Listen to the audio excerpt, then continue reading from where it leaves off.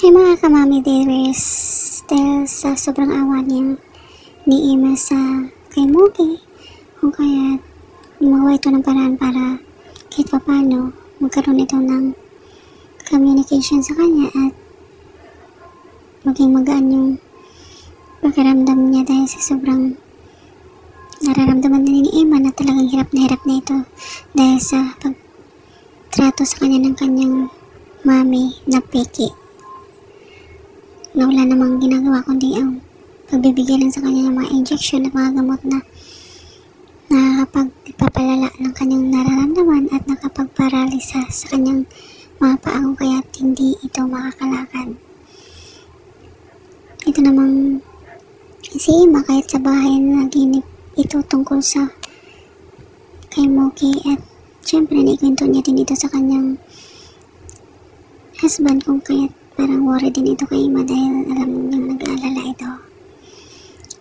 Sa mansyon kung saan mayroong box itong si Emma na tinatago dahil piniprepare niya ito para sa kanyang baby noong nandun pa ito sa kanilang bahay at ito namang si Moki halos magkapareho yung box nila kung kaya tuwa ito nung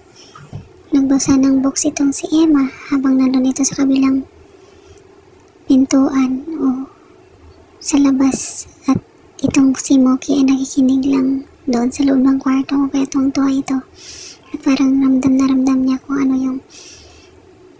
pag-care ni Emma sa kanya kahit hindi niya ito nanay kung kaya talagang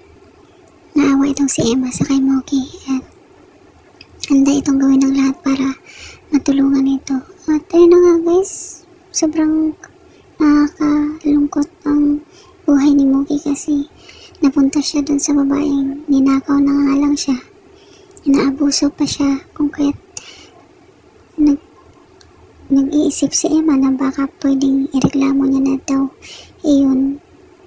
o tumawag ito sa DSWD para may reklamo itong mami nito na talagang inaabuso nito ang kanyang anak. Pero ayaw ng husband nila kasi yung madami itong si Emma. At ayun na nga guys, abangan nyo na lang ang susunod na kabanata. Thank you so much for watching. Please don't forget to like, subscribe, and press the bell button for you to notify on my next video. Thank you. Bye!